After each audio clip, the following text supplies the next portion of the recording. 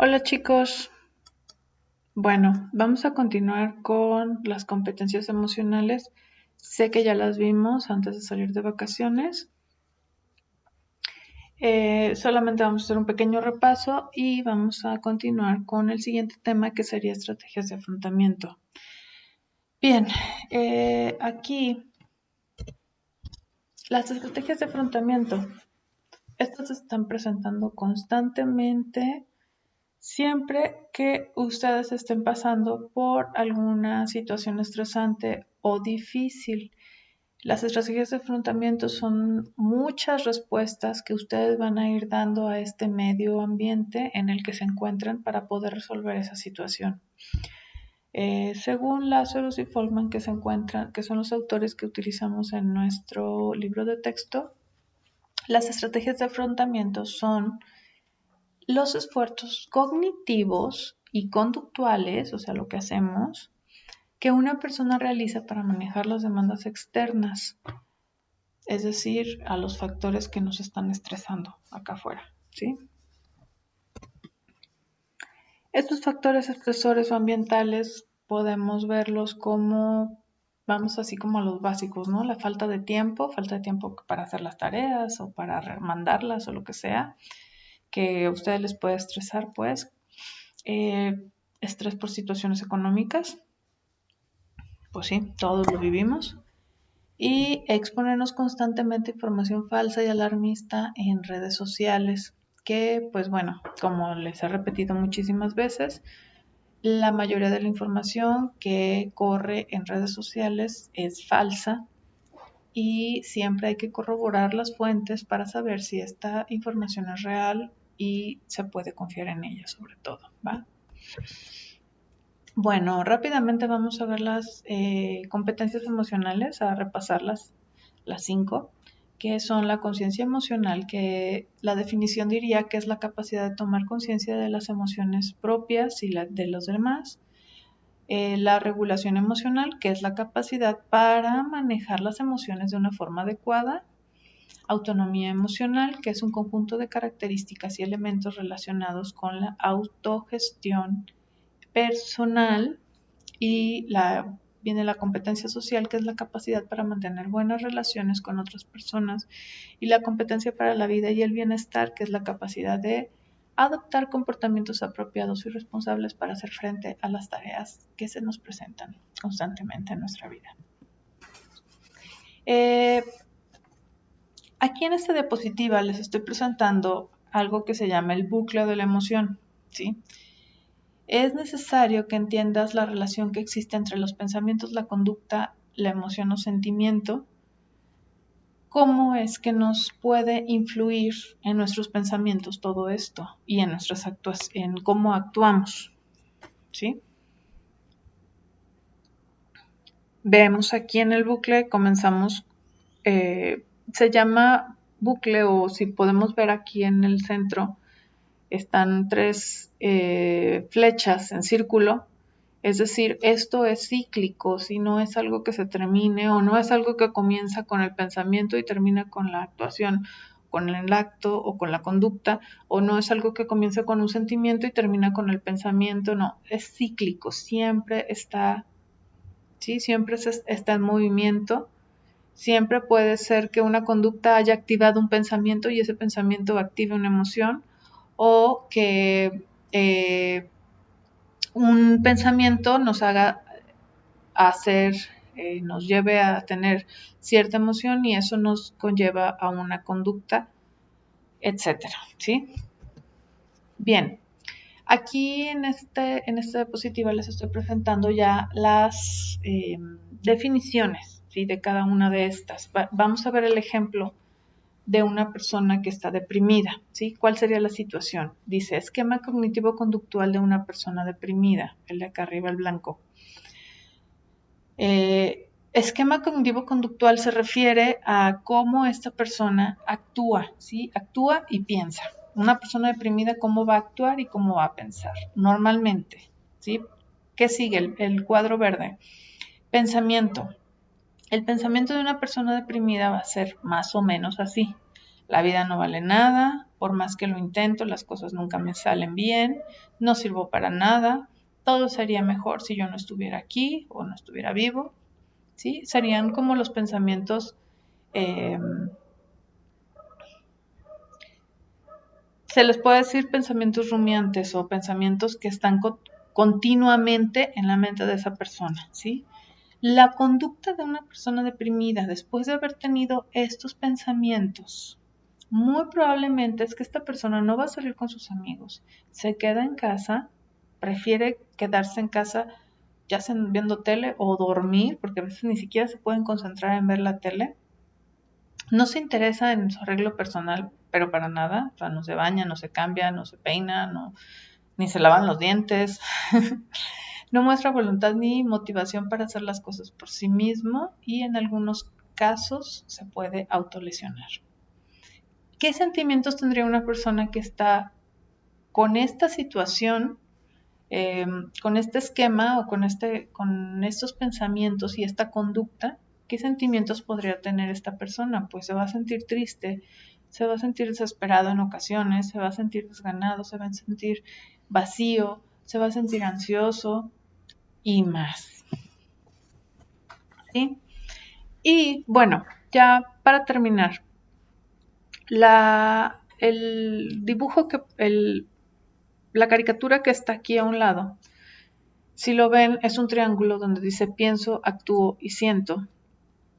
Bueno, repito, esto no es que vaya primero el pienso o el siento o el actúo, o al revés, ¿no? O sea, por eso está aquí como un triángulo. Si se fijan, no hay flechas para que apunten a ningún lado, solamente son líneas que los unen. Y es porque esto se puede dar en cualquier orden, ¿ok? Aquí les pongo, identificando las situaciones, pensamientos, conductas, emociones, sentimientos, será más sencillo poner en práctica las estrategias de afrontamiento y que éstas de verdad funcionen. Es decir, si yo tengo bien identificados esos pensamientos que están distorsionados, ¿sí? Porque son pensamientos distorsionados, como ya lo vimos en la unidad de competencias número 2. Mientras yo los tenga más identificados, más sencillo va a ser que yo pueda usar estrategias de afrontamiento y que pueda tener pensamientos alternativos. Las estrategias van dirigidas a desarrollar pensamientos alternativos que van a modificar sí o sí la forma en que el individuo interpreta la realidad. Te voy a explicar cómo. En la unidad competencias número 2 que vimos las distorsiones de pensamiento, aquí voy a usar nada más 2 o 3 ejemplos, ¿sí? Aquí uso el pensamiento dicotómico y las exageraciones. Si recuerdan, dicotómico era que solamente tenía dos opciones, o era malo o era bueno, y las exageraciones, es decir, que siempre se usan que siempre se usan las palabras siempre, nunca, jamás, ¿sí? El pensamiento distorsionado, como aquí se los presento en el cuadro amarillo, el ejemplo sería, siempre olvida mandarme mensajes cuando llega a casa, nunca le importa lo que me hace sentir. ¿Cuál sería el pensamiento alternativo para este pensamiento distorsionado? Aunque en ocasiones olvida escribirme cuando llega a casa, en muchas otras ocasiones sí me escribe. Quizás hoy se le presentó alguna situación en particular. Es decir, fíjense bien chicos, en el pensamiento distorsionado estamos usando el siempre, ¿sí? Nunca, y esas son palabras claves que ustedes deben identificar para poder hacer un pensamiento alternativo, ¿sí? Y así darse chance de tener una mayor gama de opciones de pensamientos, ¿sí? Y no quedarse solamente con aquel pensamiento que a ustedes que en algún punto les va a hacer daño, ¿sí? Otro más, cognitivo. Evitar juicios y etiquetas. Ese también lo vimos como distorsiones de pensamiento. Cuando nos ponemos a nosotros mismos una etiqueta o se la ponemos a alguien más, ¿sí? De que es un flojo, un mal quedado, un burro, un tonto, etc. Aquí voy a usar como ejemplo el pensamiento distorsionado de eres un flojo, ¿sí? no sé, por ejemplo, tienen a un hermano o hermana que pues así le están diciendo ustedes, ¿no? Ustedes son los que se hacen cargo de la casa y le están diciendo que es un flujo. Quizás este pensamiento distorsionado o esta etiqueta a su hermano ya se la creyó, pero si ustedes le dan a esta persona la opción de que ustedes tengan un pensamiento alternativo de esa persona, ustedes también van a tener una mejor percepción de la realidad, o sea, una mejor percepción de su hermanito, que no es en realidad flojo. ¿Por qué? Porque el pensamiento alternativo nos diría, hace cosas como arreglar su cuarto, lavar los platos, recoge la mesa, hace su tarea. Está bien, le haré saber que me molesta que no cumpla lo que dijo que haría. ¿Se fijan qué diferente? A dejarlo es un flojo, a dar el crédito por cosas que sí se ha hecho y decir lo que realmente te está molestando. ¿Va? Muy bien. Lazarus y Forman también nos presentan otras dos opciones de estrategias de afrontamiento. Las que estábamos viendo, me regreso, estas son estrategias cognitivas o de pensamiento. Como les dije, o sea, aquí vienen los ejemplos: pensamiento distorsionado, pensamiento alternativo. En este otro caso vienen estrategias centradas en el problema y estrategias centradas en la emoción.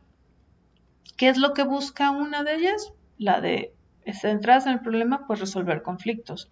Centradas en la emoción, busca controlar la emoción para poder actuar de una forma asertiva.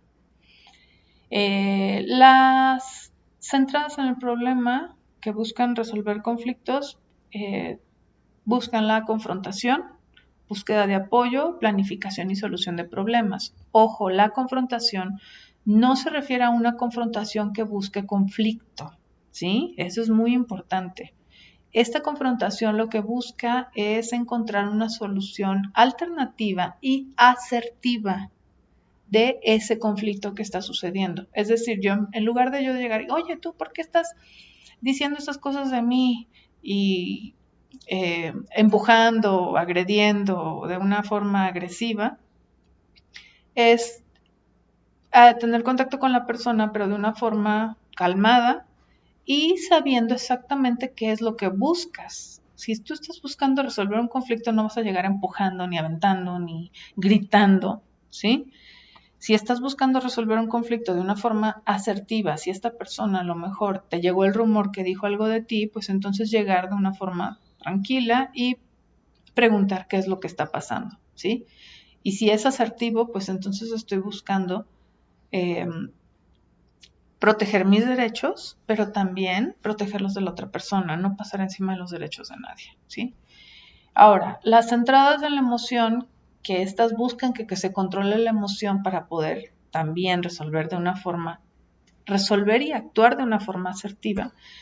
Autocontrol, distanciamiento. El distanciamiento lo que busca es precisamente que se den las otras tres, ¿sí? Reevaluación positiva, es decir, yo tomo mi distancia, hago una reevaluación de la situación y acepto la responsabilidad que me toca, ¿va? Bueno, muy bien, chicos. Hasta aquí vamos a dejar este tema por el momento y yo les dejo su tarea en Edmodo, ¿sí? En las asignaciones. Bye bye.